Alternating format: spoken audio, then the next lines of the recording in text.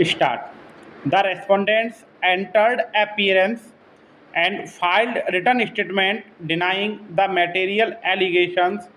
made in the plaint.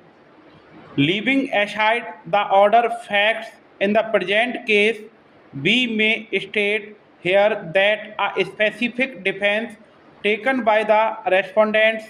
in their written statement was to the effect that the suit was barred by limitation in view of Article 58 of the Act because the suit having been filed after about 18 years of entering into the compromise by the parties in the High Court in the latter's patent appeal must be filed within 3 years from the date of entering into the alleged compromise by the parties. Accordingly, the respondents alleged that the suit must be dismissed on the ground of limitation. We make it clear that since the only question involved in this appeal is relating to the question of limitation, we have not considered the other aspects of the matter in this judgment. After the parties had entered appearance and laid evidence in support of their respective cases. Also, on the point of limitation, the trial court held inter alia that the suit was barred by limitation in view of Article 58 of the Act as the case of action arose on the date of compromise entered into by the parties. Feeling aggrieved, the appellants filed an appeal before the additional district judge Kanpur, who also dismissed the appeal of the appellants. Inter alia holding that the suit was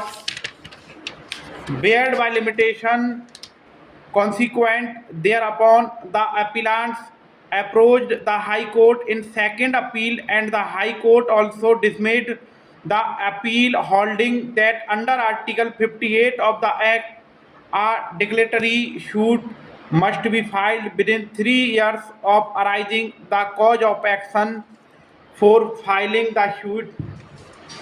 the High Court held in the impugned judgment that the case of action arose when the parties had entered into the compromise, and therefore the suit having been filed on 21st of August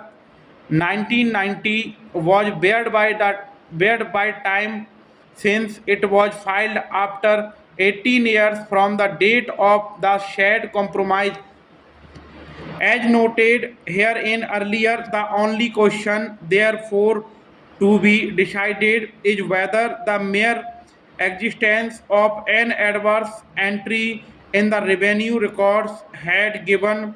rise to cause of action as contemplated under Article 58, or it had accrued when the right was infringed or threatened to be infringed. Let us therefore consider whether the suit was barred by limitation in view of Article 58 of the Act in the background of the facts stated in the plaint itself.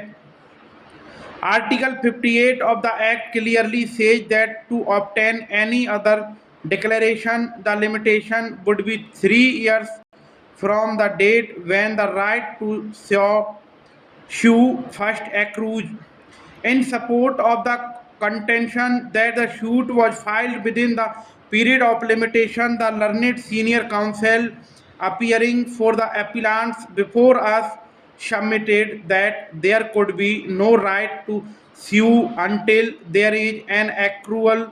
of the right asserted in the suit and its infringement, or at least a clear and unequivocal threat to infringe that right by the defendant against whom the suit is instituted.